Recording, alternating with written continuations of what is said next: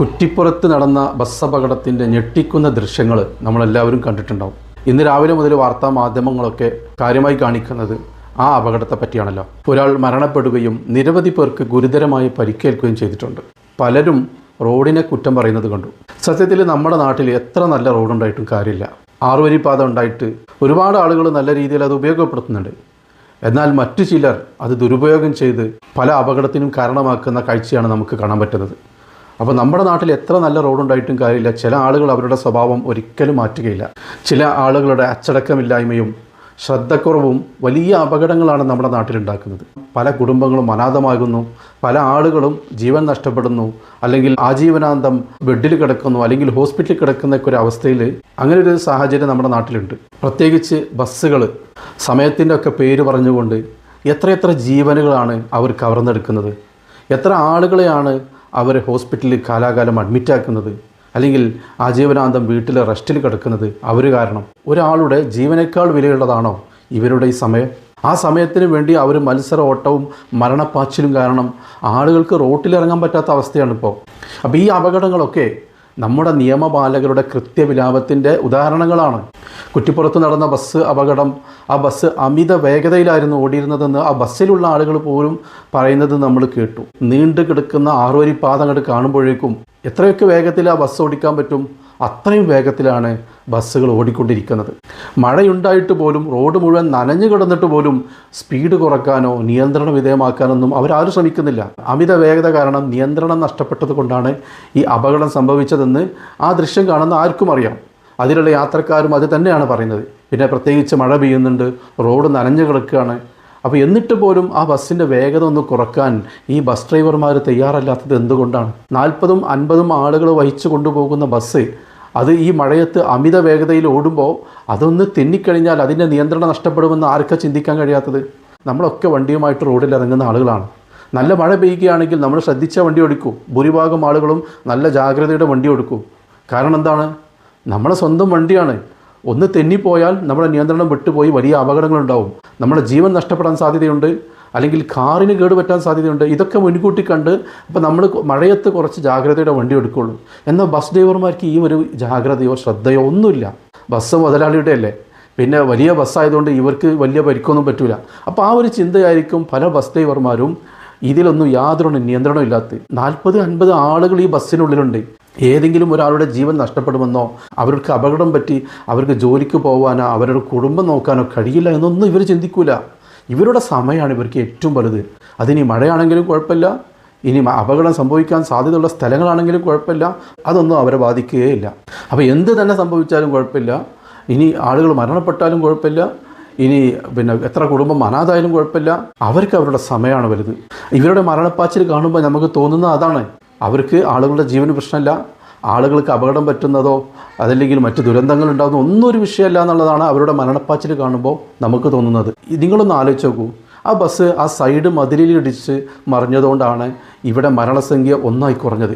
നിരവധി പേർ ഗുരുതര പരിക്കുകളോട് ആശുപത്രിയിലുണ്ടോ, അത് വേറെ കാര്യം. ഏതെങ്കിലും കാറിനോ അല്ലെങ്കിൽ മറ്റു വാഹനങ്ങളുടെ മേൽ ഇടിച്ചു കയറിയിട്ടാണ് ബസ് മറിഞ്ഞതെങ്കിൽ ആ കാറിലുള്ള മുഴുവൻ ആളുകളും മരിക്കൂലേ? ഈ ബസ് നിയന്ത്രണം വിട്ടിട്ടാണല്ലോ പോയി ഇടിക്കുന്നതും മറിയുന്നതൊക്കെ. അപ്പോൾ നിയന്ത്രണം വിട്ടുകൊണ്ട് ആ റോഡിലൂടെ സഞ്ചരിക്കുന്ന അല്ലെങ്കിൽ സൈഡിൽ നിർത്തിയിട്ടുള്ള ഏതെങ്കിലും ഒരു കാറിലാണ് ഇടിച്ചു മറിഞ്ഞതെങ്കിൽ ആ കാറിനുള്ളിലുള്ള ആളുകളുടെ അവസ്ഥ എന്തായിരിക്കും? അവരെല്ലാവരും തൽക്ഷണം മരിച്ചു പോകും. ഇതിപ്പോൾ അങ്ങനെയൊന്നും സംഭവിക്കാത്തത് കൊണ്ട് മരണസംഖ്യ വളരെ ചുരുങ്ങി. ഒരാൾ മരിച്ചത് നിസ്സാരമായി കാണില്ല. ഒരാൾ മരിക്കുന്നതും 5-6 ആളുകൾ മരിക്കുന്നതും തമ്മിൽ വ്യത്യാസമുണ്ടല്ലോ. അതാണ് ഞാൻ പറഞ്ഞു വരുന്നത്. സത്യം പറഞ്ഞാൽ ഇവരുടെ മരണപ്പച്ചിൽ കാരണം റോഡിലേക്ക് ഇറങ്ങാൻ പറ്റാത്ത അവസ്ഥയാണ്. സമാധാനത്തോടെ നമുക്ക് റോഡിലൂടെ വണ്ടി ഓടിച്ച് പോകാൻ പറ്റാത്ത അവസ്ഥയാണ്. എന്തിന് റോഡ് സൈഡിലൂടെ ആളുകൾക്ക് നടക്കാൻ പോലും പേടിയാണ്. അങ്ങനെ എപ്പോഴാണ് ഇവർ വന്ന് കയറുകയെന്ന് പറയാൻ പറ്റില്ല. ആ രീതിയിലാണ് ടൗണുകളിൽ പോലും ഇവർ ബസ് ഓടിക്കുന്നത്. അവരുടെ സമയത്തിൻ്റെ പേര് പറഞ്ഞ് മറ്റു വണ്ടികൾ ഓവർടേക്ക് ചെയ്ത് പോകുമ്പോൾ അതിന് പറ്റുന്ന സ്ഥലമാണോ അതിന് പറ്റുന്ന സമയമാണോ എന്നൊന്നും ചിന്തിക്കില്ല. എതിർദിശയിൽ വരുന്ന വണ്ടികൾ സൈഡ് ഒതുക്കി മാറി നിന്ന് കൊടുക്കുക, അല്ലാതെ വേറെ നിവൃത്തിയില്ല. അതാണിപ്പോൾ നമുക്ക് റോഡിൽ കാണാൻ പറ്റുന്നത്. അതുപോലെ തന്നെ മറ്റുള്ള വണ്ടിക്കാരുടെ പിന്നിൽ വന്നുകൊണ്ട് നിരന്തരം ഹോണടിച്ച് അവരെ ശല്യപ്പെടുത്തുക. അവർക്ക് വഴിമാറി കൊടുക്കാനോ ഇവർക്ക് വേണ്ടി സൈഡ് ഒതുക്കി കൊടുക്കാനോ കഴിയുമെന്നൊന്നും ചിന്തിക്കില്ല. മുമ്പിൽ വേറെ വണ്ടികളുണ്ടോ, അവിടെ ബ്ലോക്കാണോ എന്നൊന്നും ഇവർ നോക്കില്ല. ബാക്കിൽ വന്നിട്ട് ഇങ്ങനെ ഓണടിക്കുക, ആളുകൾ വെറുപ്പിക്കുക, ആളുകൾക്ക് ബുദ്ധിമുട്ടുണ്ടാക്കുക. ഇത് ഇവരുടെ സ്ഥിരം പരിപാടിയാണ്. നമ്മളിതൊക്കെ കണ്ടുകൊണ്ടിരിക്കുന്നതല്ലേ. എന്നെ കേൾക്കുന്ന എല്ലാവർക്കും ഇത്തരം അനുഭവങ്ങളുണ്ടാവും. ഇനി എവിടെയെങ്കിലും ട്രാഫിക്കോ വല്ല ബ്ലോക്കോ ഉണ്ടെങ്കിലോ അതൊന്നും അവർക്ക് ബാധകമല്ല. അവർ ഈ വലതുവശത്തൂടെ സൈഡിലൂടെ അങ്ങോട്ട് കയറിപ്പോവും. എതിർ ദിശയിൽ വരുന്ന വണ്ടി അവിടെ ബ്ലോക്ക് ആവുന്നോ, അത് വലിയ പ്രയാസമാവുന്നോ, ഈ ട്രാഫിക് മൊത്തം ജാമായിട്ട് ഇവിടെ ആർക്കും പോകാൻ പറ്റാത്തൊരു സ്ഥിതി ഉണ്ടാവുന്നൊന്നും അവർ ചിന്തിക്കില്ല. അവരങ്ങോട്ട് കയറിപ്പോവന്നെ. ഇപ്പുറത്ത് ഒരുപാട് നിരനിരയായിട്ട് വണ്ടികൾ നിൽക്കുന്നുണ്ടാവും. അതൊന്നും വകവെക്കാതെ അവരിപ്പുറത്തൂടെ കൂളായിട്ട് കയറിപ്പോവുക. എന്നിട്ട് എതിർ ദിശയിൽ വരുന്ന വണ്ടിക്ക് പോകാനിടയില്ലാതെ അവിടെ ബ്ലോക്കായി കിടക്കുക. അങ്ങനെ ആംബുലൻസിനും പോകാൻ വയ്യ, എമർജൻസി ആയിട്ട് പോകുന്ന ആർക്കും പോകാൻ പറ്റാത്ത അവസ്ഥ. അങ്ങനെ എത്ര അനുഭവങ്ങൾ നമുക്കുണ്ട്. ഇതൊന്നും ചോദിക്കാനും പറയാൻ ആരുമില്ല. ഇനി അഥവാ ആരെങ്കിലും ചോദിക്കുകയാണെന്നുണ്ടെങ്കിൽ ഇവർ തട്ടിക്കയറും, ചിലപ്പോൾ തെറി അഭിഷേകം കൊണ്ട് മൂടും, അല്ലെങ്കിൽ ചിലപ്പോൾ കയ്യേറ്റം ചെയ്യും. ഈ ബസ് ജീവനക്കാരെല്ലാവരും ഇറങ്ങി വന്നിട്ട് ഈ പാവത്തിനെ ചിലപ്പോൾ കയ്യേറ്റം വരെ ചെയ്യും. അങ്ങനത്തെ അനുഭവങ്ങളും നിരവധി ഉണ്ട്. ഒരാൾക്കും അവരോട് ചോദിക്കാൻ വയ്യാത്തൊരവസ്ഥയാണ്. മര്യാദയ്ക്ക് പോലും അവരോട് സംസാരിച്ചാൽ തിരിച്ച് കിട്ടുന്നത് തെറിയുടെ പൂരായിരിക്കും. അതാണ് ഇവരുടെ പ്രതികരണം. ഇവർക്കറിയാം ഇവർ ചെയ്യുന്നത് തെറ്റാണ്. അപ്പോൾ സമാധാനമായിട്ട് പറഞ്ഞു നിൽക്കാൻ ഇവർക്ക് കഴിയില്ല. മറിച്ച് തെറി അഭിഷേകം നടത്തിയാൽ അല്ലെങ്കിൽ കയ്യേറ്റം ചെയ്താൽ അവർ വേഗം ഒഴിഞ്ഞു പോയിക്കോളും. അത് അറിഞ്ഞുകൊണ്ട് തന്നെയാണ് ഈ രീതിയിൽ അവർ പെരുമാറുന്നത്. നമ്മുടെ നാട്ടിലെ നിയമപാലകരൊക്കെ നോക്കുകുത്തികളായിട്ട് നിന്നിട്ടല്ലേ ഇത് സംഭവിക്കുന്നത്. ഇവരെന്ത് തോന്നിവാസം കാണിച്ചാലും അവരോട് ആരും ചോദിക്കാൻ പോകുന്നില്ല. നിയമപാലകരൊക്കെ അത് വെറുതെ കണ്ടു നിൽക്കുന്നതല്ലാതെ അതിനെതിരെ ഫൈൻ ചുമത്താനോ അതിന് വേണ്ട ശിക്ഷാ നടപടി സ്വീകരിക്കാനോ ഇവരാരും നിയമപാലകരൊന്നും മുന്നോട്ട് വരുന്നില്ല എന്നുള്ളതാണ് സത്യം. അപ്പോൾ ഈ നിയമപാലകരൊക്കെ നോക്കുകുത്തികളായി അവിടെ നിന്നിട്ടല്ലേ ഇങ്ങനെയൊക്കെ ഇവർ ചെയ്യുന്നത്, ഇങ്ങനെയൊക്കെ സംഭവിക്കുന്നത്. അതിൻ്റെ ഒരു ബാക്കി പത്രമല്ലേ ഇന്ന് നമ്മൾ കുറ്റിപ്പുറത്ത് കണ്ട അപകടം. സത്യത്തിൽ നമ്മുടെ നാട് നന്നാവണമെങ്കിൽ ആദ്യം നന്നാക്കേണ്ടത് ഇത്തരം അച്ചടക്കരഹിതമായി വണ്ടി ഓടിക്കുന്ന ബസ്സുകാരെയാണ്. പല സ്ഥലത്തു നിന്നും ഇവർക്കെതിരെ ആളുകൾ രംഗത്തിറങ്ങിയിട്ടുണ്ട്, പെരുമാറിയിട്ടുണ്ട്. കുറച്ച് ദിവസം മുമ്പ് നമ്മളൊരു വീഡിയോ കണ്ടിട്ടുണ്ട്. ഒരു ചെറുപ്പക്കാരന് അയാളെ ഈ ബസ്സുകാരൻ ശല്യപ്പെടുത്തിയിട്ട് അവൻ്റെ ഹെൽമെറ്റ് ഊരിയിട്ട് ബസ്സിൻ്റെ ചില്ലങ്ങോട്ട് അടിച്ച് തകർത്തു. ഇതുപോലെ ഒരുപാട് സംഭവങ്ങൾ നമ്മൾ പലപ്പോഴും കണ്ടിട്ടുണ്ടാവും. ഈ ബസ്സുകാരെ ആളുകൾ ചോദ്യം ചെയ്യുന്നതൊക്കെ നമ്മൾ പലപ്പോഴും കണ്ടിട്ടുണ്ട്. ഇതൊക്കെ ഈ ബസ്സുകാരുണ്ടാക്കുന്ന പ്രയാസം കാരണം, അവരുണ്ടാക്കുന്ന ബുദ്ധിമുട്ട് കാരണം ആളുകൾ ഗത്യന്തരമില്ലാതെ ചോദ്യം ചെയ്യുകയാണ്, അല്ലെങ്കിൽ അവരോട് തർക്കിക്കുകയാണ്. ഞാൻ എല്ലാ ബസ്സുകാരെയും അടച്ചാക്ഷേപിക്കല്ല ചെയ്യുന്നത്. പക്ഷേ 99% ബസ്സുകളും ഈ ഒരു അവസ്ഥയാണ്. കേവലം പ്രൈവറ്റ് ബസ് മാത്രമല്ല കേട്ടോ. ഈ KSRTCനെ വിശ്വസിച്ചുകൊണ്ട് നമുക്ക് റോഡിലിറങ്ങാൻ പറ്റില്ല. നല്ല രീതിയിൽ ബസ് ഓടിക്കുന്ന ചിലരെങ്കിലും ഉണ്ടാവും. അവരെ ഞാൻ പറയുന്നത് ബാധിക്കുന്നേ ഇല്ല. പക്ഷേ 99% ബസ്സുകാരും ഞാൻ പറയുന്ന രീതിയിൽ തന്നെയാണ് വണ്ടി ഓടിക്കുന്നത്. എല്ലാവർക്കും അനുഭവം ഉണ്ടാവും. ഏതെങ്കിലും ബസ് ജീവനക്കാർ എൻ്റെ ശബ്ദം കേൾക്കുന്നുണ്ടെങ്കിൽ ഞാൻ നേരത്തെ പറഞ്ഞ രീതിയിലാണ് നിങ്ങളുടെ ബസ് ഓടിക്കുന്നതെങ്കിൽ നിങ്ങളൊന്ന് ചിന്തിച്ച് നോക്കൂ സുഹൃത്തുക്കളെ. ഒരാളുടെ ജീവനേക്കാളും വലുതാണോ നിങ്ങളുടെ സമയം? എത്ര കുടുംബങ്ങൾ അനാഥമായിട്ടുണ്ടാവും, എത്ര ആളുകൾ പ്രയാസപ്പെടുന്നുണ്ടാവും, എത്ര ആളുകൾ നിങ്ങളെ ശപിച്ചിട്ടുണ്ടാവും. ഈ ശാപമൊക്കെ നിങ്ങൾ എവിടെയാണ് കഴുകിക്കളയുക? നിങ്ങളിതൊക്കെ ഒന്ന് ആലോചിക്കുന്നുണ്ടോ? നിങ്ങൾ മനഃപൂർവ്വം ഉണ്ടാക്കുന്ന ബ്ലോക്ക് കാരണം എത്ര രോഗികൾക്ക് കൃത്യസമയത്ത് ഹോസ്പിറ്റലിൽ എത്താൻ കഴിയാതെ പ്രയാസപ്പെടുന്നുണ്ടാവും. എത്ര ആളുകൾ അവരുടെ ലക്ഷ്യസ്ഥാനത്ത് കൃത്യസമയത്ത് എത്താതെ പ്രയാസപ്പെടുന്നുണ്ടാവും. വിദേശത്തേക്കൊക്കെ പോകുന്ന ആളുകളാണെങ്കിൽ നിങ്ങളുണ്ടാക്കുന്ന ബ്ലോക്കിൽ പെട്ട് എയർപോർട്ടിൽ എത്താൻ കഴിയാതെ ആ ഫ്ലൈറ്റ് പോയി വിസ ക്യാൻസലാവുന്ന അവസ്ഥ ഉണ്ടാവും. അതൊന്നും നിങ്ങൾ ആലോചിക്കുന്നില്ല. അതൊന്നും നിങ്ങളെ ബാധിക്കുന്ന പ്രശ്നമേ അല്ലല്ലോ. ഇതിപ്പോൾ ബസ് ഡ്രൈവർമാർ മാത്രമല്ല, പല ലോറിക്കാരും പല ഓട്ടോറിക്ഷക്കാരും പല വണ്ടിക്കാരും ഈ രീതിയിലാണ്, ഒരു ശ്രദ്ധയില്ലാത്ത രീതിയിലാണ് വണ്ടി ഓടിക്കുന്നത്.